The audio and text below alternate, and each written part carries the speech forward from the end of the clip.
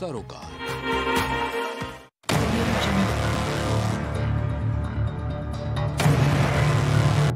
नमस्कार, आप देख रहे हैं प्राइम टीवी। मैं हूं आपके साथ आरती तिवारी। वक्त हो चुका है प्राइम डिबेट का, जहां आज सबसे बड़े चुनाव का ऐलान हो चुका है।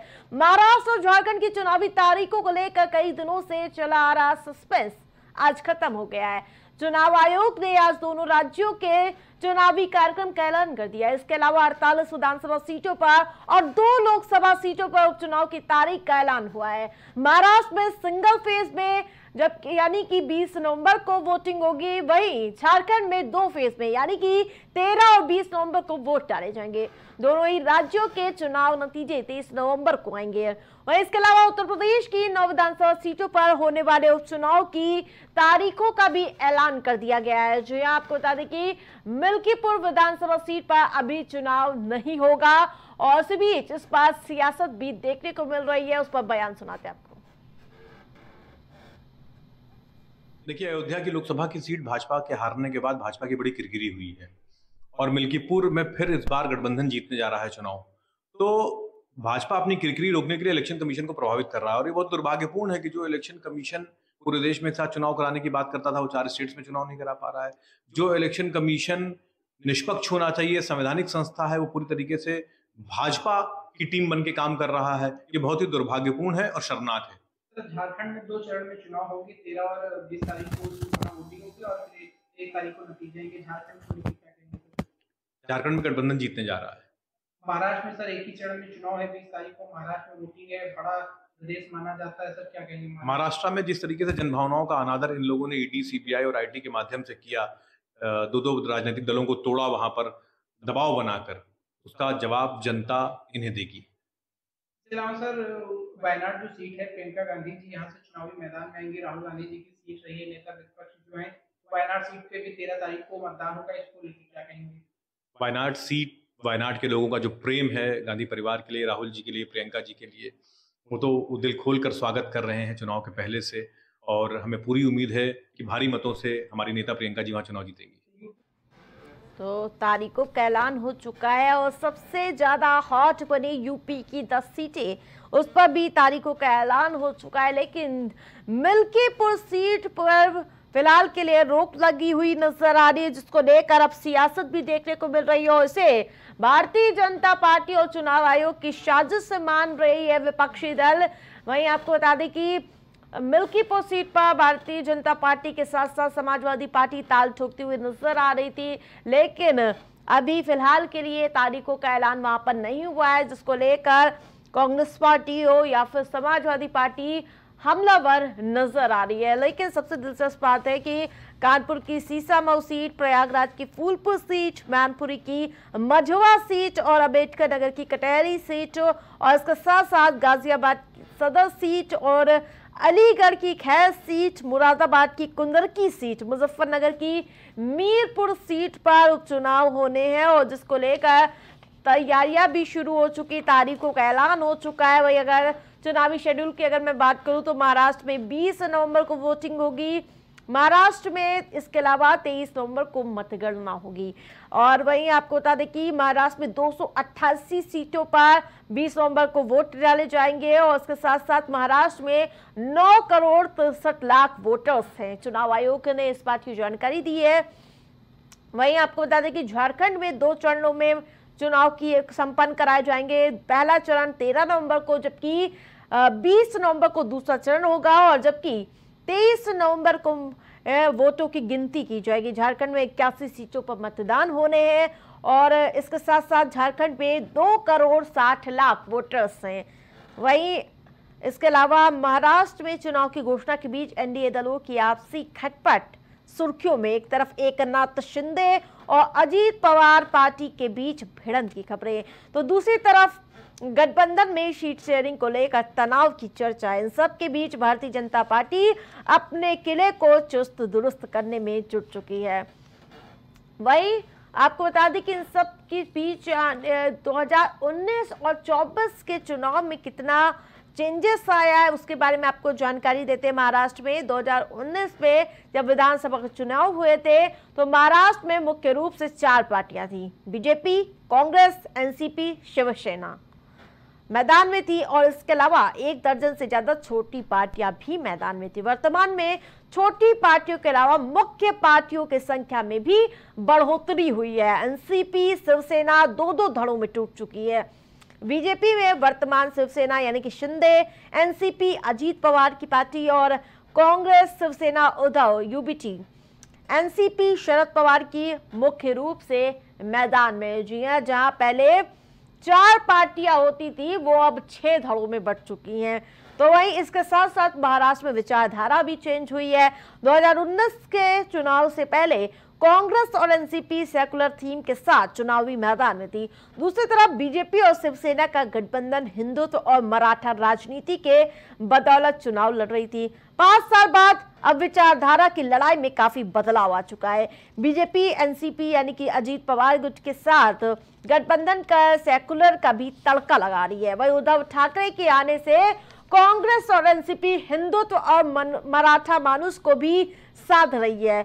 वही कांग्रेस ने भी अपनी विचारधारा से कॉम्प्रोमाइज किया है। महाराष्ट्र में पहले राहुल गांधी खुलकर वीर सावरकर के खिलाफ बोल रहे थे, लेकिन अब कांग्रेसी सावरकर के खिलाफ नहीं बोल रहे हैं। जी हां, जिस प्रकार से राजनीति में परिवर्तन देखने को मिला। अगर मैं महाराष्ट्र के 2019 के नतीजों पर आऊं तो कुल सीटें 288 सीटों पर चुनाव हुए थे, जिसमें 105 सीट भारतीय जनता पार्टी को मिले, 56 सीट शिवसेना को, कांग्रेस को 44, एनसीपी को 54, जबकि अन्य के खाते में 29 सीटें गई हुई थी। तो वहीं जिस प्रकार से चुनावी बिगुल फूट चुका है, उसके साथ साथ तैयारियां भी जोरों शोरों से देखने को मिल रही है। तो वहीं झारखंड में भी कहीं ना कहीं से कई तरह से उलटफेर देखने को मिल रहे हैं। जिस प्रकार से पार्टियां एक्टिव हो चुकी हैं और उसके साथ साथ पार्टियों की विचारधारा और किन मुद्दों पर चुनाव प्रचार करना या चुनावी रणनीति तैयार करनी है, उसको लेकर भी मंथन का दौर शुरू हो गया। और इन सब के बीच एक बार फिर से चुनाव आयोग की कार्यशैली पर सवाल उठते हुए नजर आ रहे, क्योंकि तारीखों के ऐलान में देरी हुई थी और जिसको लेकर कहीं ना कहीं विपक्षी दलों की ओर से इस पर भी सवाल दागे जा रहे थे कि फिलहाल चुनाव आयोग को ये जरूरी लगा कि महाराष्ट्र और झारखंड में भी चुनाव होने चाहिए। तो वहीं उपचुनाव के ऐलान हो चुके हैं, 2 राज्यों में चुनाव होने हैं। जिस प्रकार से महाराष्ट्र में एक चरण में चुनाव होना है, वो कहीं ना कहीं माना जा रहा है कि भारतीय जनता पार्टी जो 1 नेशन 1 इलेक्शन की ओर बढ़ती हुई नजर आ रही है, उसकी बानगी महाराष्ट्र में देखने को मिल सकती है। लेकिन झारखंड में 2 फेजेस में चुनाव होने 81 सीटों पर, उसको लेकर भी कई तरह के सवाल निशान पैदा हो रहे हैं, क्योंकि झारखंड नक्सलवादी एरिया है। वहां पर सुरक्षा व्यवस्था को मद्देनजर चुनाव आयोग ने वहां पर 2 चरणों में चुनाव कराने का फैसला लिया, लेकिन दोनों ही सीटों पर नतीजे 23 नवंबर को ही आएंगे। तो वहीं तारीखों का ऐलान हो चुका है, लेकिन सबसे बड़े सूबे उत्तर प्रदेश यानी कि जहां से दिल्ली का रास्ता तय होता है, वहां की 10 में से 9 सीटों पर उपचुनाव के ऐलान हो चुके हैं। इसके साथ साथ पार्टियां भी गठजोड़ की राजनीति शुरू कर चुकी है। अगर मैं समाजवादी पार्टी की बात करूं तो समाजवादी पार्टी ने 6 सीटों पर अपने कैंडिडेट भी उतार दिए हैं, जिसमें से आपको बता दें कि करहल की सीट पे तेज प्रताप यादव उम्मीदवार बनाए गए हैं। सीसामऊ से श्रीमती नसीम सोलंकी, फूलपुर से मुस्तफा सिद्दीकी, मिल्कीपुर से अजीत प्रसाद को उम्मीदवार बनाया गया। तो वहीं योगी वर्सेस अखिलेश, यूपी में सियासी कलेश छिड़ चुका है, क्योंकि 10 सीटों पर उपचुनाव होने हैं, जिनमें से 9 सीटों पर तारीखों का ऐलान हो चुका है। हमारे साथ पैनलिस्ट भी जुड़ चुके हैं, उनका परिचय करा देती हूँ। केसी जैन भारतीय जनता पार्टी से हमारे साथ जुड़ चुके हैं, रविंद्र सिंह समाजवादी पार्टी के प्रवक्ता हमारे साथ जुड़ चुके हैं, तो कांग्रेस से राजकुमार मौर्य हमारे साथ जुड़ चुके हैं। केसी जैन जी, सबसे पहले मैं आपके पास ही आऊंगी। जिस प्रकार से उद्धव ठाकरे गुट वाली शिवसेना यानी कि यूबीटी के प्रवक्ता आनंद दुबे ने पहला बार छोड़ दिया है, अच्छे निष्पक्ष चुनाव कराइए, और आपने महाराष्ट्र झारखंड को चुनाव के लायक तो समझा, ये जो देरी हुई है कहीं ना कहीं तारीखों के ऐलान के लिए, उन पर टिप्पणी की है, तो तीर खिंच चुका है, क्या कहेंगे केसी जैन जी?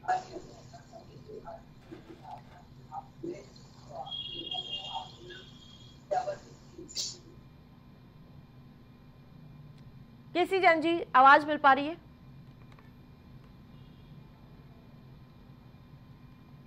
ठीक है, लौटूंगी। रविंद्र जी, 10 में से 9 सीटों पर तारीखों का ऐलान हो चुका है। आपने 6 सीटों पर प्रत्याशी उतार चुके हैं। कितनी तैयार है समाजवादी पार्टी? समाजवादी पार्टी तो 2022 से पहले, जब 2022 का चुनाव नहीं हुआ था, उससे 1.5 साल तक हम लोग उत्तर प्रदेश के सारे जिलों में तहसील स्तर और ब्लॉक स्तर तक जन जागरण यात्रा निकाल चुके थे, पीढ़ी साइकिल यात्रा निकाल चुके थे। उसी का परिणाम है कि जो हम लोगों ने, हमारे गठबंधन ने, कांग्रेस और भारतीय जनता समाजवादी के संगठन ने, इंडिया गठबंधन ने विधानसभा में 47 सीटें हराया और लोकसभा में भारतीय जनता पार्टी को 33 सीट पे लाके सिमटा दिया। अगर हम जमीनी स्तर पे काम कर रहे हैं तो कांग्रेस भी जमीनी स्तर पे काम कर रही है। बहुत सारी यात्राएं निकाली है कांग्रेस ने, तो जिले स्तर से लेकर नीचे ब्लॉक स्तर तक गई है। तो हम भी तैयार हैं, खाली हम ही नहीं तैयार हैं, हमारा गठबंधन भी तैयार है। और मुद्दे हमारे पास बहुत है। सरकार ने इतना मुद्दा हम लोगों को दे दिया हुआ है कि उसकी कमी नहीं है। अभी परसों की जो घटना है, माननीय उच्चतम न्यायालय ने कहा था कि जंगल राज है, वो जंगल राज दिख गया। तो इस प्रकार की बहुत सारी घटनाएं हैं। बेरोजगारी है, जो 69,000 शिक्षक जिनका आदेश हो गया सुप्रीम कोर्ट से, तो सरकार ने वो भी आरक्षण रोकने के लिए माननीय हाईकोर्ट से आदेश हुआ था, माननीय सुप्रीम कोर्ट से जाके स्टे दे दिया। मतलब वो पिछड़ा, दलित, अल्पसंख्यक, गरीब, अगड़े, किसी को किसी प्रकार का रिलैक्सेशन नहीं देना चाहती है। जो उन्हीं के गिने चुने लोग हैं, जो 10% लोग हैं, उन्हीं को सब कुछ दे देना चाहती है। फिर महंगाई इतना ज्यादा है, बेरोजगारी इतना ज्यादा है, सबसे गरीब प्रदेश बन गया है, सबसे कर्जदार प्रदेश बन गया है। पुलिस की तानाशाही है, उसमें भारतीय जनता पार्टी के नेता ही कहते हैं। पूर्व मंत्री मोती सिंह कह चुके हैं कि ऐसा भ्रष्टाचार कभी नहीं देखा। लखीमपुर के एक पूर्व मंत्री है, वो भी कह चुके हैं। आगरा में भी एक पूर्व मंत्री है, ये बात पर आपने उम्मीदवार उतार दिया, लेकिन वहां पर तो अभी चुनाव की तारीख का ऐलान नहीं हो पाया। ये तो भारतीय जनता पार्टी का डर है। अगर उसको बहाना क्या बना रही है, जैसे माननीय अखिलेश जी को जाने का बहाना बनाया कि जेपी एसआई भी क्यों नहीं जाएंगे, वहां जीव जंतु है। तो जितनी अयोग्य सरकारें जो जीव जंतु, लखनऊ के हार्ट से जीव जंतु नहीं हटा पाती है, तो मिल्कीपुर क्या चीज है? अरे चुनाव आयोग तो कहती है कि जो मुकदमा चल रहा है, जब फैसला आएगा तो आप निरस्त मनाइएगा। ऐसे ऐसे कम से कम मैं 11 सीटें जानता हूँ जहां पर हाई कोर्ट में मुकदमा चल रहा है, और हाई कोर्ट में मुकदमा चलने के दौरान वहां पर रोके नहीं गए चुनाव। तो ये मिल्कीपुर का क्या हो? तो मिल्कीपुर का जो चुनाव रुका है, ये मानसिक रूप से भारतीय जनता पार्टी हार मान चुकी है।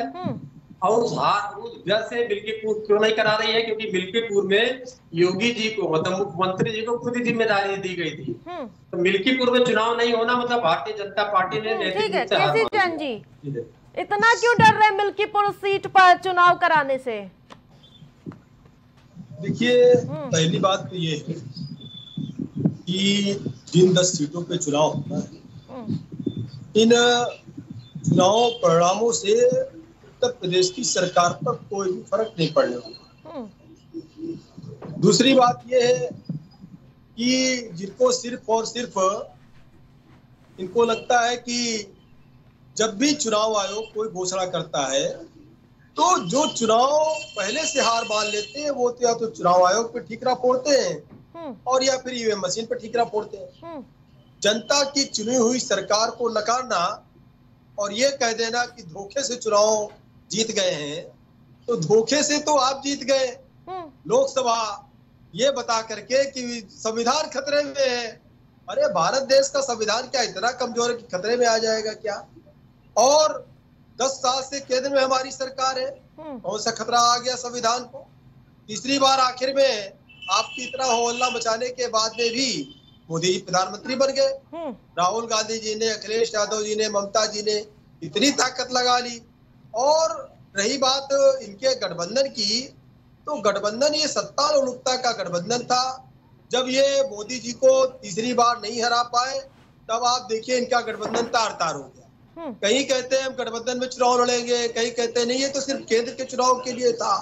फिर कहते नहीं नहीं नहीं, ये तो विधानसभा के लिए भी था। अभी जम्मू कश्मीर में चुनाव हुआ, समाजवादी ने अपने वहां 20 प्रत्याशी उतार दिए कांग्रेस के खिलाफ। और अभी देखिए पंजाब, अभी हरियाणा में चुनाव हुआ तो यही आम आदमी पार्टी जो कहती थी नहीं नहीं सिर्फ और सिर्फ ये देश के चुनाव का गठबंधन है, तो जब पंजाब में इन्होंने कोई गठबंधन नहीं किया और हरियाणा में भी कोई गठबंधन नहीं किया, तो कहाँ गठबंधन हो रहा है, कहाँ नहीं हो रहा है, विधानसभा में हो रहा है कि सिर्फ केंद्र के चुनाव में हो रहा है। अब उत्तर प्रदेश में ये फिर कह रहे नहीं हम तो गठबंधन करेंगे, केंद्र का भी गठबंधन था, प्रदेश का भी गठबंधन था, जबकि इन्होंने हरियाणा में कोई गठबंधन नहीं किया, इन्होंने जो है जम्मू कश्मीर में कोई गठबंधन नहीं किया, एक दूसरे के विरोध में चुनाव लड़े। लेकिन उत्तर प्रदेश की जो ही बारी आई उपचुनाव की, तो कहा नहीं 6 और 4 का गठबंधन होगा। 6 और 4 भी तो कहा देने को तैयार है समाजवादी पार्टी जी, 4 सीट भी तो देने को तैयार नहीं है कांग्रेस को। हाँ वही चीज देखिए क्या है कि ये 6 सीटें घोषित कर चुके हैं, जबकि 5-5 सीटें कांग्रेस और सपा मांग रही थी एक दूसरे से। लेकिन समाजवादी पार्टी उत्तर प्रदेश में सबसे बड़ी विपक्ष की पार्टी है, तो समाजवादी पार्टी है। कांग्रेस का था क्या यहाँ पर, वो तो कांग्रेस को चारा पानी देने का काम समाजवादी पार्टी ने किया। 2017 में भी इनको 100 सीटें दे दी थी और लोकसभा में अच्छी खासी सीटें इनको दे दी कांग्रेस को समाजवादी पार्टी ने। तो समाजवादी पार्टी अगर सीटें नहीं दे रही है तो इसमें कोई बहुत बड़ी बात नहीं है। लेकिन राजकुमार जी क्या गठबंधन ये कर रहे हैं कि नहीं कर रहे हैं, कहीं कर रहे हैं कहीं नहीं कर रहे हैं, फिर कर रहे हैं। 2 सीट भी समाजवादी पार्टी देगी आपको। आरती जी देखिए ये सिर्फ और सिर्फ सत्ता लोलुपता का गठबंधन था। जब मोदी जी को तीसरी बार ये नहीं हरा पाए तब इनका गठबंधन था। ठीक है कैसी जन जी नहीं तो इनका गठबंधन शायद दिखाई दे। राजकुमार, समाजवादी पार्टी और कांग्रेस का जो गठबंधन है, इंडिया गठबंधन, वो कायम है। और हम लोग ये देखते हैं कि कौन सीट पर कौन जीतने वाला है। इसमें सीटों का कोई मतलब नहीं है, कोई पेच नहीं है। हम जो जिताऊ कैंडिडेट हमारे होंगे इंडिया गठबंधन के, चाहे सपा के होंगे चाहे वो कांग्रेस पार्टी के होंगे, वो टिकट पाएंगे और लड़ेंगे, इसमें कोई दो राय नहीं है। रही बात जिस तरीके से आज का घटनाक्रम हुआ, चुनाव में देरी हुई, वो उससे पता चल रहा है भारतीय जनता पार्टी कितनी घबराई हुई है और कितना आखिर क्या कारण था जो इतना लेट की। और उसमें मिल्कीपुर का चुनाव जो है घोषित नहीं किया गया। चुनाव आयोग भाई अपने आप में स्वायत्त संस्था है, लेकिन स्वायत्त तो है लेकिन उंगली तो उठती है उन पर। क्या वो मामला कोर्ट में था, वो डायरेक्शन ले सकते थे, माननीय सुप्रीम कोर्ट से डायरेक्शन लिया जा सकता था और उसके बाद ये देते तो कहा जाता कि नहीं निष्पक्ष काम हो रहा है। तो कहीं न कहीं चुनाव आयोग की जो प्रक्रिया है वो संदेहास्पद है। और आने वाला जो समय है उसमें देखिए उत्तर प्रदेश में भारतीय जनता पार्टी के खिलाफ जनादेश है, माहौल है और उसी से बचने के लिए कहीं न कहीं इधर का उधर ये लोग कर रहे हैं, इसमें कोई राय नहीं। अभी हमारे भारतीय जनता पार्टी के प्रवक्ता जी कह रहे थे कि दाना पानी देने का काम, अरे आप मोदी जी प्रधानमंत्री बने हैं, मोदी सरकार जो है खुद नीतीश कुमार जी और नायडू जी के दाना पानी पर निर्भर है। तो जो यूपी में जो एक उबाल था लोगों में, उसने तो आपका रास्ता तो कहीं कहीं रोका है और वो उबाल इस चुनाव में अपनी चरम पर है। जो यहाँ के दलित पिछड़े हैं और जो गरीब आबादी है निश्चित रूप से बहुत निराश है भारतीय जनता पार्टी से और किसी ना किसी तरीके से वो इनको बताना चाहते हैं, जताना चाहते हैं कि वो आपका यहाँ पर जनाधिकार अब कुछ बचा नहीं है। इसी डर के कारण भारतीय जनता पार्टी में उहापोह है। जी रविंद्र जी, क्या महाराष्ट्र और झारखंड में भी चुनाव होने, क्या वहां पर भी कांग्रेस के साथ आप लोग मिलकर ही चुनाव लड़ेंगे? सभी लोग, महाराष्ट्र में तो पहले घोषणा हो चुकी, सभी लोग मिलके लगे। अभी जो ये बात हो रही है, देखिए एक तरफा बात हो रही है क्योंकि 2 गठबंधन चुनाव लड़ रहे हैं।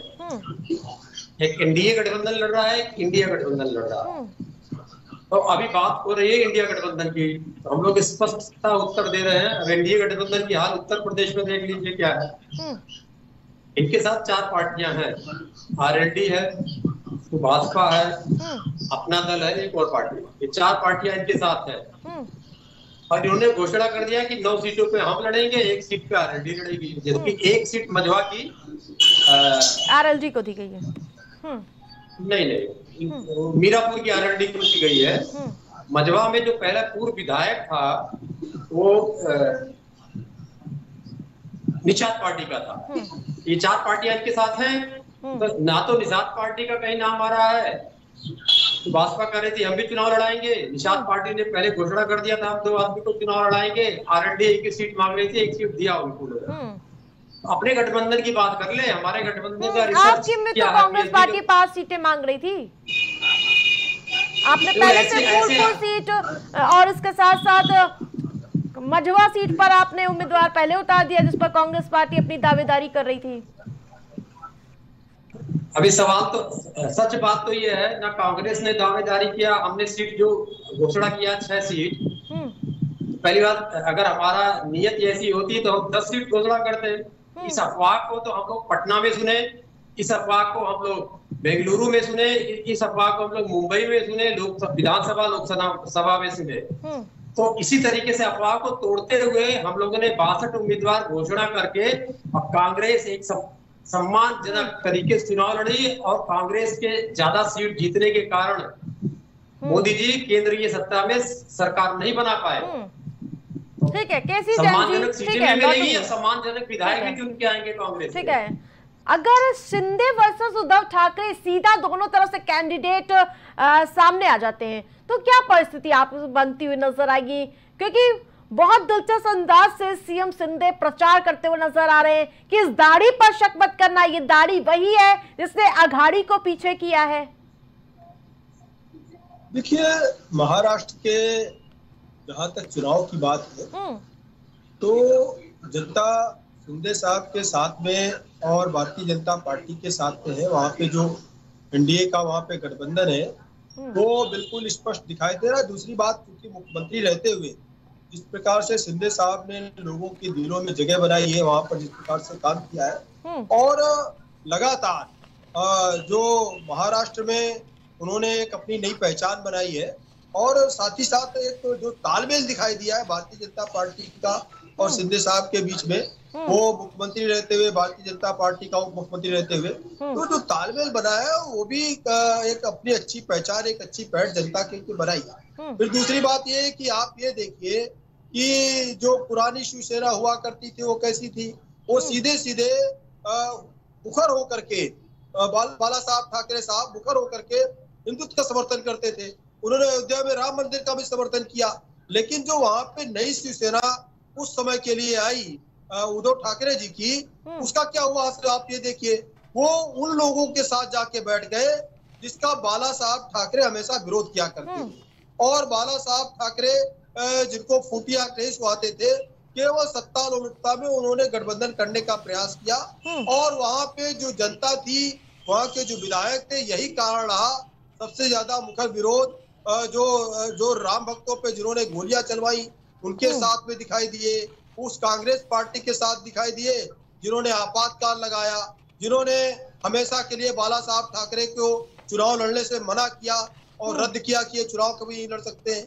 यानी कि जो भ्रष्टाचार में पार्टी स्वयं डूबी रही, उसने दूसरी पार्टी के ऊपर षड्यंत्र के तहत रोक लगवाई कि वो कभी चुनाव नहीं लड़ सकते हैं। लेकिन क्या किया वहां पे नई शिवसेना ने, उनके साथ उन लोगों के साथ गठबंधन किया। तो जनता के अंदर जो एक भावना थी बाला साहब ठाकरे के प्रति, उसको जो ठेस पहुंचाए उद्धव साहब ने, उससे जनता भी खिन्न हुई और उससे पूरी पार्टी भी खिन्न हुई। इसीलिए तमाम सारे लोग अपनी अलग गठबंधन बना करके, आप देखिए वर्तमान में शिंदे साहब वहां पे मुख्यमंत्री हैं और कोई इधर उधर जाने वाला नहीं, कोई तितर बितर नहीं हुआ। जो लोग आ गए वो तब भी थे, वो अब भी है, और पूरी सरकार लगातार चली, बहुत अच्छे से चली। तो जनता ने वहाँ जिस तरीके जनता को जो मन दिखाई दे रहा है वहां पे बिल्कुल स्पष्ट है कि शिंदे साहब यानी कि भारतीय जनता पार्टी और जो गठबंधन है उसके साथ दिखाई दे रहा है, और एक बार हम फिर पूर्ण बहुमत की सरकार महाराष्ट्र में बनाएंगे। राजकुमार जी, वोटर्स विचारधारा हो जाती इनके इतर ये पूरा महाराष्ट्र का चुनाव देखने को मिल रहा है, जिस प्रकार से जो 2019 की विचारधारा थी आपकी, और कहीं ना कहीं अब गठबंधन के साथ बदलती हुई नजर आई, क्योंकि आपको कॉम्प्रोमाइज इस बात पे करना पड़ा क्योंकि वीर सावरकर के खिलाफ पहले आप लोग थे, लेकिन जब से उद्धव के साथ आए कहीं ना कहीं आपकी विचारधारा बदलती हुई नजर आई।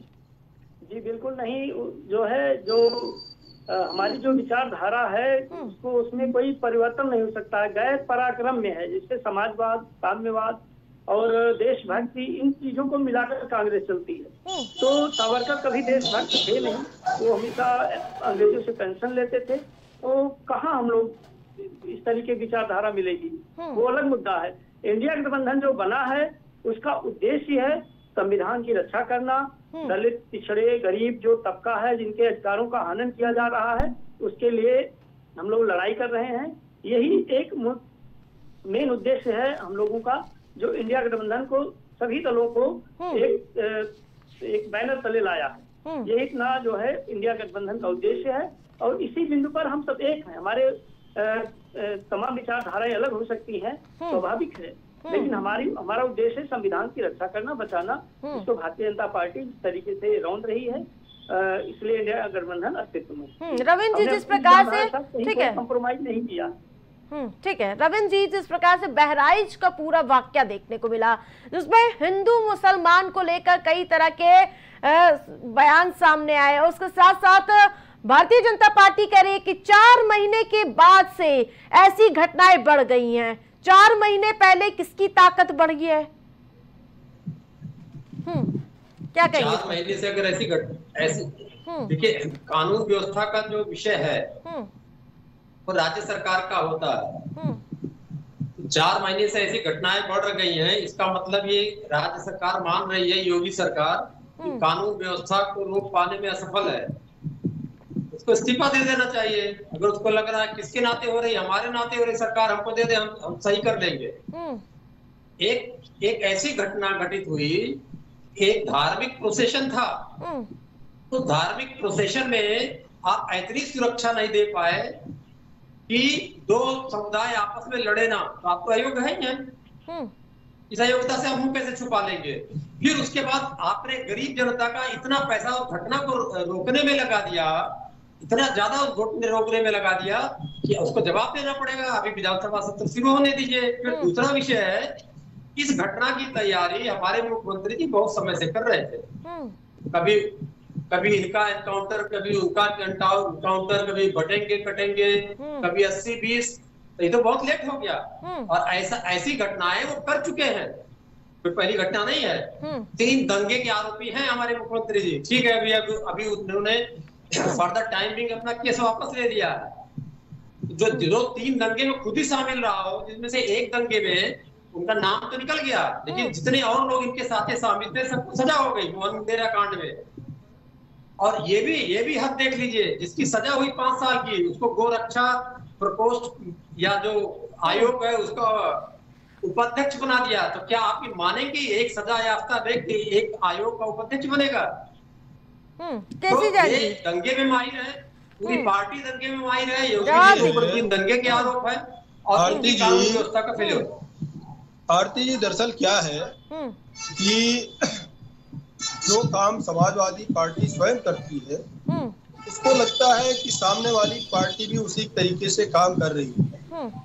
इन्होंने मुजफ्फरनगर दंगा कराया, हजारों लोग वहां पे मरे, लिखा पढ़ी में बहुत कम लोग आए। वहां पे जो लाशें थी वो वहीं खोद करके गाड़ दी गई। इतना बड़ा दंगा हुआ मुजफ्फरनगर दंगा समाजवादी पार्टी सरकार में। और जियाउल हक हत्याकांड हुआ, जिसका 1-2 दिन पहले फैसला आया है, उसमें उन लोगों को सजा हुई। जियाउल हक हत्याकांड, एक सीओ को लोग पीट करके मार डालते हैं, वहां पे फायरिंग करते हैं। तो ये सारी घटनाएं जिस प्रकार से समाजवादी पार्टी कार्यकाल में हुई, उनको लगता है, और ये तैयारी करके हुई, वर्ग विशेष को प्रभावित करने के लिए हुई, जिससे कि वोट बैंक हमारा हो सके, इसीलिए तज्ञ कराया समाजवादी पार्टी ने। वही समाजवादी पार्टी को लगता है। दरअसल क्या है कि जब कोई मुहर्रम का जुलूस निकलता है, जब कोई चोहल्लुम का जुलूस निकलता है, तब शांतिपूर्ण तरीके से हो जाता है, तब कोई दिक्कत नहीं आती। क्यों? क्योंकि बहुसंख्यक समाज शांतिपूर्ण समाज है, वो किसी के कार्यक्रम में दखल देने नहीं जाते। लेकिन बहुसंख्यक समाज, हिंदू समाज, अगर 9 दिन के पूजा उपासना के बाद, 9 दिन की नवरात्रि के व्रत रहने के बाद अगर वो मूर्ति विसर्जन के लिए जा रहे हैं, एक रूट पहले से तय है, और उसके बाद में भी उस रूट पर पहुंच करके पहले वहां उत्पात मचाना, पत्थरबाजी करना, फिर ये कहना मेरे ऊपर रंग पड़ गया, रंग पड़ गया तो किसी को घसीट ले जाएंगे, एक हिंदू भाई को, और उसके नाखून निकाल लेंगे 10, उसको गोली मार देंगे।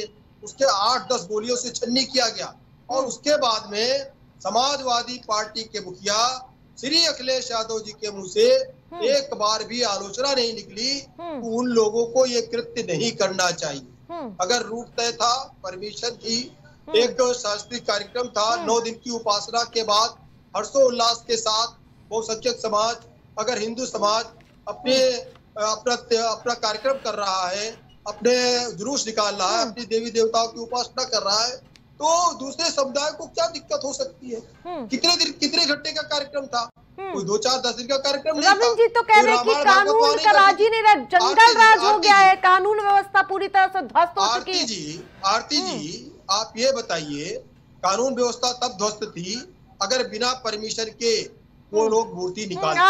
हाँ, जो लोग कानून व्यवस्था ध्वस्त बता रहे हैं, वास्तव में वहां पे पुलिस को जाने के बाद में ये चाहते थे कि पुलिस को गोलीबारी करनी चाहिए थी और कम से कम 150 लोग मरते, तब इनको आनंद आता जैसे इनका मुजफ्फरनगर में आनंद आता था घटना करके। तो ये चाहते थे।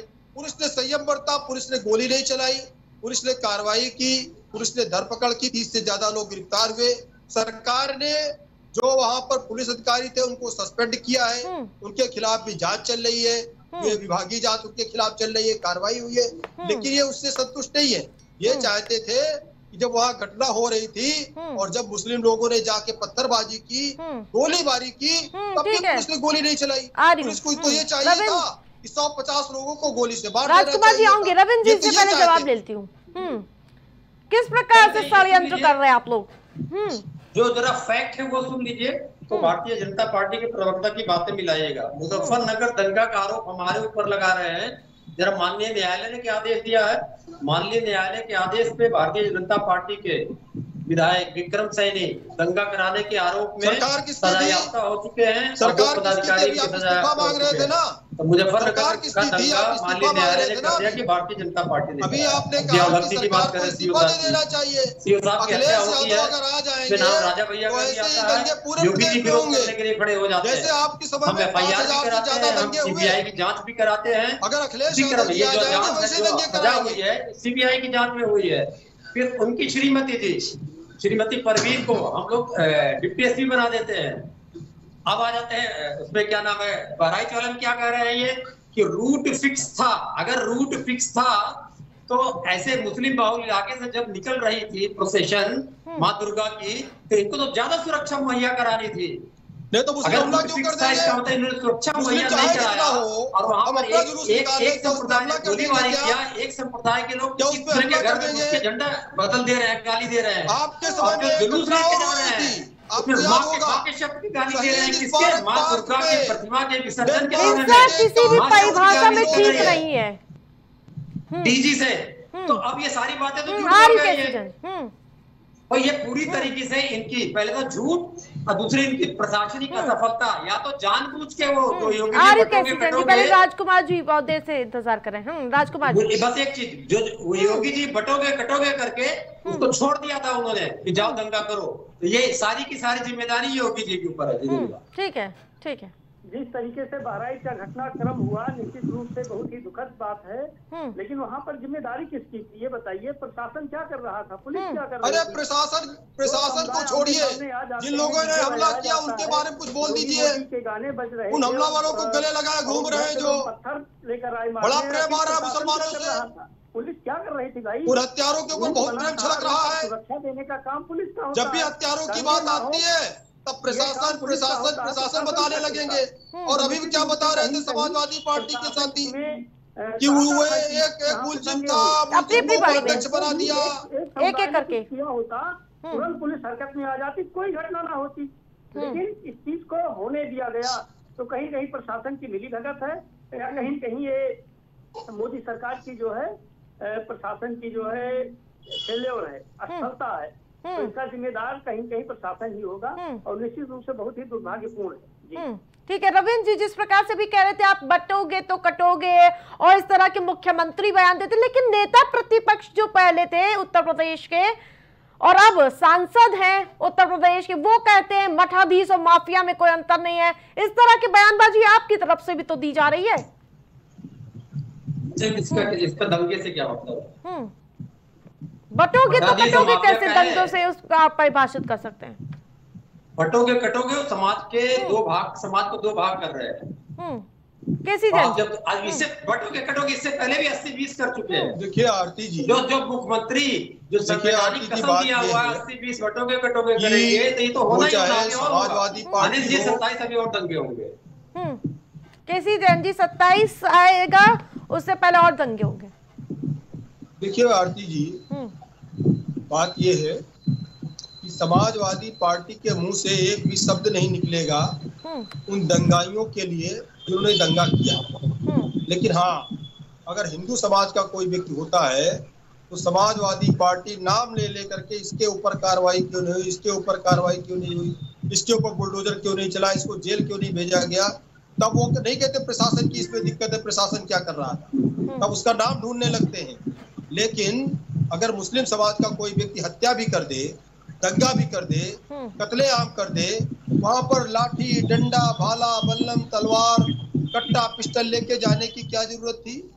वहां पे एक हिंदू को जो अपने पूजा पाठ के कार्यक्रम में था, उसको मुस्लिम समाज के लोगों ने घर में घसीट करके उसके 8 गोलियां मारी, उसके नाखून निकाल लिए। तब नहीं कहेंगे कि अगर वहां पे उनको लगता था कि इस लड़के ने कुछ गलत किया, उसको पकड़ के पुलिस को दे देते, उसके ऊपर कार्रवाई करते, उससे मांग करते पुलिस से। लेकिन इसकी मजम्मत नहीं करेंगे। ये चाहते हैं कि मुसलमान हिंदुओं पे हमला करे, मुसलमान हिंदुओं की हत्या करे, उसके समर्थन में हमेशा ये बोलेंगे। एक भी शब्द निकलेगा पूरी डिबेट में तो आप बताइएगा कि उन लोगों ने गलत किया, वहां नहीं जाना चाहिए। क्यों? क्योंकि ये ऐसा नहीं है कि यहाँ पे बैठे हमारे डिबेट के साथी ऐसा बोल रहे हैं। इनके मुखिया कह रहे हैं कि मुसलमानों के खिलाफ एक शब्द मत बोलिएगा, मुसलमान को सिर्फ हमको वोट चाहिए, हिंदुओं का वोट नहीं चाहिए। इस तरीके से इनके कई सांसद बयान दे चुके हैं।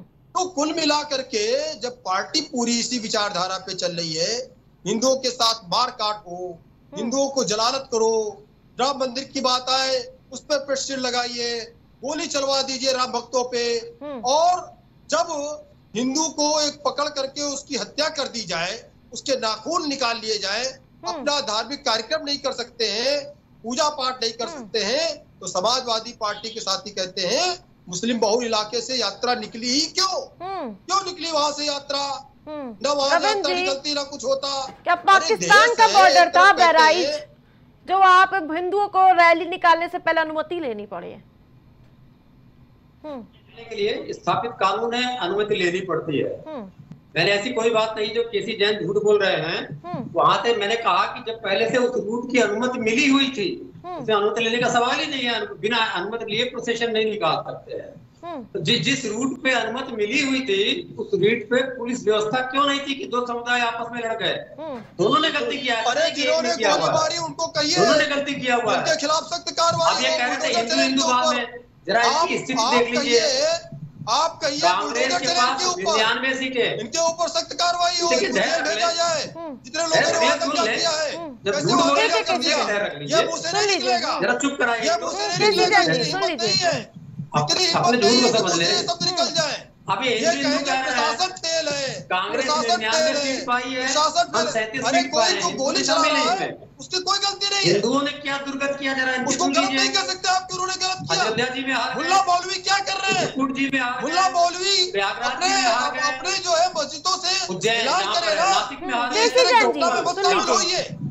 मुल्ला मौलवियों को चाहिए, धर्म गुरुओं को चाहिए कि अपने अपने धार्मिक स्थान से ऐलान करें कि किसी के धार्मिक कार्यक्रम में आप हस्तक्षेप नहीं करेंगे।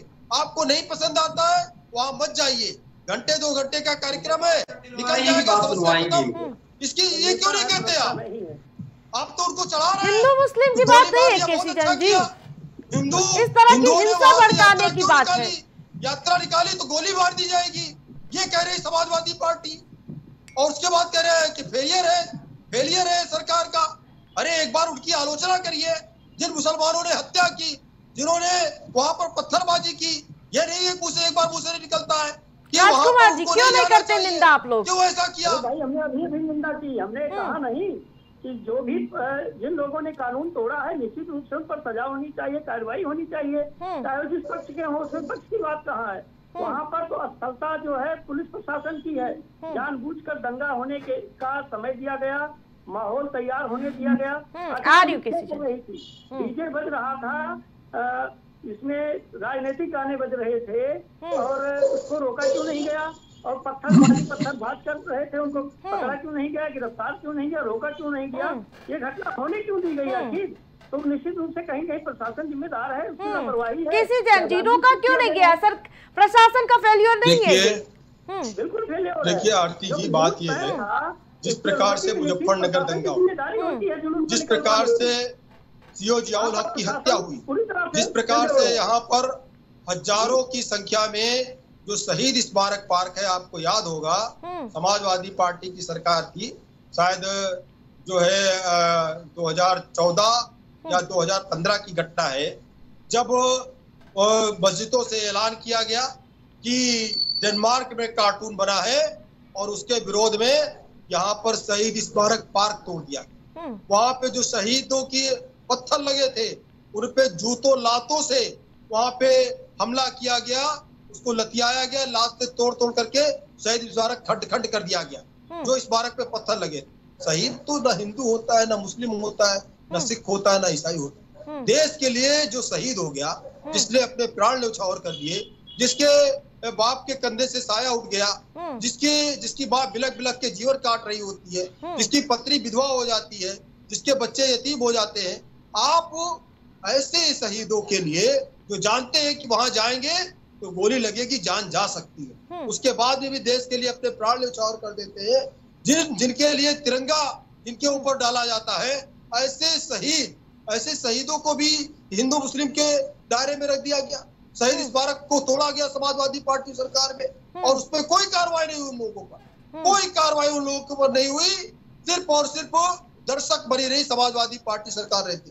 हजारों की संख्या में जुम्मे की नमाज के दिन मुसलमान टोपी लगा के निकलता है और शहीद स्मारक पार्क को तोड़ देता है। और समाजवादी पार्टी के प्रवक्ता को मजा आ रहा है, आनंद आ रहा है, वो हंस रहे हैं, ये उस समय तो बहुत बढ़िया हुआ था, शहीद स्मारक कम से कम तोड़ा था मुसलमानों ने। तो जो इस तरीके की मानसिकता रखते हैं वो कभी भी आलोचना नहीं करेंगे कि इस तरीके की घटना जिन लोगों ने की उन्होंने गलत किया, प्रशासन की गलती है, प्रशासन ने जो गलती की उसमें वो लोग सस्पेंड हुए हैं, कार्रवाई हो रही है। लेकिन अभी जब इनके ऊपर लाठी चलेगी, लाठी मतलब न्यायालय की लाठी जब चलेगी, राजकुमार जी, न्यायालय की लाठी 2 राज्यों में चुनाव के ऐलान हो चुके हैं, कितनी तैयार है Congress party? Last comment 30 second लूंगा। ठीक है केसी जैन, समय कम है। अभी जब इनके ऊपर कार्रवाई होगी, ये जब जेल जाएंगे, आंदोलन चलेगा, संपत्ति जब्त होगी, तो अभी समाजवादी पार्टी के मुखिया अखिलेश यादव जी फिर से बाहर आ जाएंगे, तुरंत फिर से बाहर आ जाएंगे। जो एसी कमरे का बिल है ना, उस एसी कमरे के बिल से बाहर आ जाएंगे और जानते क्या कहेंगे, अरे वो तो बेचारे मुसलमान थे, हिंदुओं पे कार्रवाई नहीं हुई। अरे ही वहाँ पर डेट नहीं आई, अरे उन लोग चुप कराइए भाई उनको। तो राजकुमार जी, तो जो कांग्रेस की तैयारी है वो 10 सीटों पर है, 10 सीटों पर हम तैयारी कर रहे हैं। भले ही मिल्कीपुर में चुनाव नहीं घोषित किया गया, लेकिन कल भी वहाँ पर संविधान बचाओ सम्मेलन का आयोजन हमारे इंचार्ज प्रभारी। आप कितनी सीटों पर चुनाव लड़ेंगे? क्योंकि 4 सीटें बची हैं, क्या 4 सीटें भी मिलेंगी आपको? देखिए हमने अभी जब आपने शुरू में पूछा था उस समय भी हमने कहा था कि ये मामला संविधान बचाने का है, यहाँ सीटों की बात नहीं है। अगर एक भी नहीं मिलेगी तब भी आप साथ में लाएंगे? देखिए चाहे वो सपा का प्रत्याशी हो, चाहे कांग्रेस का, इंडिया गठबंधन का प्रत्याशी कहलाएगा। हम आपस में हमारे जो उच्च पदाधिकारी हैं वो तय करेंगे कि कौन सा प्रत्याशी जीतने लायक है। अगर सपा का जीतने लायक है तो या कांग्रेस का जीतने लायक है तो हम उस पर काम करेंगे। ठीक है रविंद्र जी, ठीक है रविंद्र जी, लास्ट कमेंट। हम लोग काम कर रहे हैं और तैयारी हमारी पूरी है, इसमें कोई दो राय नहीं है। और ठीक है राजकुमार जी, समय कम है। भारतीय जनता पार्टी हराने के लिए हम लोग तैयार बैठे। रविंद्र जी, केसी जैन जी को रोकिएगा कृपा करके, क्योंकि मेरे आधे समय में नहीं बोले। समय कम है, जल्दी। अभी केसी जैन जी ने आपने पूछा था बहराइच के बारे में, बोलना शुरू कर दिया शहीद स्मारक के बारे में, वो भी झूठ। शहीदों को श्रद्धा नमन किया जाए। ये जब माननीय नेताजी जब डिफेंस मिनिस्टर थे तो उन्होंने एक मैंडेटरी ऑर्डर बनाया कि जब शहीद का पार्थिव शव आएगा तो उसको वहां के जनप्रतिनिधि और वहां के जो हाई ऑफिशियल होंगे उसको सैल्यूट देंगे और सैल्यूट के साथ ही आर्मी के साथ सहयोग करते हैं घर तक पहुंचाएंगे। ये है शहीदों के प्रति शिक्षा, श्रद्धा। और इनके कार्यकाल में शहीदों का कफन भी चुरा लिया गया, इसके बॉक्स में भी घोटाला कर दिया गया। ये कहाँ की बात कहाँ को लेके जाते हैं? ये जो बहराइच, अरे सर्व करो, फेल्योर है, सर्व करिए, सर्व करिए। आपके समय में टूटा था नहीं टूटा था? 10 सीटें जीतेगा। धन्यवाद। टूटा था नहीं टूटा था, ये बताइए। कैसी गलत बात बोल रहा हूँ मैं कोई गलत बात तो कह नहीं रहा हूँ। वो आपके कार्यकाल में हुआ, अब आप उसको छुपाने का प्रयास कर रहे हैं। देखिए आरती जी, बात ये है कि अभी कांग्रेस कह रही थी कि हम संविधान बचाने के लिए चुनाव लड़ रहे हैं। दरअसल जो संविधान की हत्यारी रही जो पार्टी जिन्होंने आपातकाल लगाया, माननीय नेताजी मुलायम सिंह यादव जी जिस कांग्रेस पार्टी का हमेशा विरोध करते रहे, जिस आपातकाल की हमेशा आलोचना करते रहे, आपातकाल के दौरान जो जेल गए उनको आपातकाल सेनानी नाम दिया गया और उनको पेंशन देने का भी काम माननीय मुलायम सिंह यादव जी ने किया। उनकी गोद में जाके बैठ गई समाजवादी पार्टी, उनकी गोद में जाके बैठ गई। चारा पानी देने का काम कर रहे हैं उत्तर प्रदेश में। जो समाजवादी जो कांग्रेस शून्य पे थी उसको शिखर पे पहुंचाने में लगे हुए। माननीय मुलायम सिंह यादव जी की आत्मा तड़प रही होगी। अभी 10 तारीख को उनकी पुण्यतिथि थी, उनको भी नमन। लेकिन समाजवादी पार्टी इतना गिर जाएगी, माननीय मुलायम सिंह यादव जी ने कभी नहीं सोचा होगा कि सत्ता लोलुपता में उसी पार्टी की गोद में जाके बैठ जाएंगे जिसका विरोध हमेशा माननीय मुलायम सिंह यादव जी ने किया। 10 में से कितनी और जिसकी ये सीटें? बात कर रहे हैं, जिसकी ये बात कर रहे हैं संविधान बचाने की, वो कांग्रेस पार्टी जिसने संविधान की हत्या की, संविधान को तार-तार किया, वो उसको कह रहे हैं कि जो है हम संविधान बचा रहे। अरे हमारी सरकार, केंद्र में सरकार हमारी 11 साल से हो गई, कौन सा संविधान खतरे में आ गया? खतरे में आपके समय में आया था। इंदिरा जी ने जबरन प्रधानमंत्री बनी 2 साल तक आपातकाल लगा करके। ठीक है, समय कम है। उनको सुप्रीम कोर्ट ने हटा दिया था कि आप हटिए, आप पदच्युत हो चुकी हैं, आप योग्य नहीं है प्रधानमंत्री के। लेकिन आपातकाल लगा करके इतनी सत्ता लोलुपता 2 साल तक बैठी रही। वो हत्यारी सरकार संविधान बचाएगी, क्या बात करते हैं? ठीक है, 10 में से कितनी सीटें भारतीय जनता पार्टी ला रही है? देखिए, हमारी पहली बात तो ये है कि उत्तर प्रदेश में इन 10 सीटों से कोई फर्क नहीं पड़ने वाला। और 5 सीटें उसमें से हम जीत करके, जो हमारी सीटें खाली हुई 5 सीटें और 5 सीटें समाजवादी पार्टी की खाली हुई हैं। लेकिन समाजवादी पार्टी के खाते में वापस एक भी सीट नहीं जानी है। हम 10 की 10 सीटें जीतने वाले हैं। जैसे ये हरियाणा चुनाव कहते थे ना, हरियाणा चुनाव ढक्कन हो गए, क्या हुआ? ढक्कन हो गए, नहीं हो गए? ठीक है, समय कम है। आप सभी पैनलिस्ट का हमारे साथ जुड़ने के लिए बहुत बहुत धन्यवाद। तो वहीं महाराष्ट्र झारखंड विधानसभा चुनाव के साथ उपचुनाव का बिगुल फूंक चुका है और उसके साथ साथ राजनीति भी शुरू हो चुकी है। जिस प्रकार से 10 में से 9 सीटों पर उत्तर प्रदेश में चुनाव होने हैं और उसके साथ साथ मिल्कीपुर सीट पर अभी फिलहाल के लिए तारीखों का ऐलान नहीं हुआ है, जिसको लेकर सियासत भी देखने को मिल रही है। चुनाव आयोग पर कई तरह के प्रश्न चिन्ह उठते हुए नजर आ रहे हैं। फिलहाल प्राइम डिबेट में मेरे साथ इतना ही। देखते रहिए प्राइम डिबेट।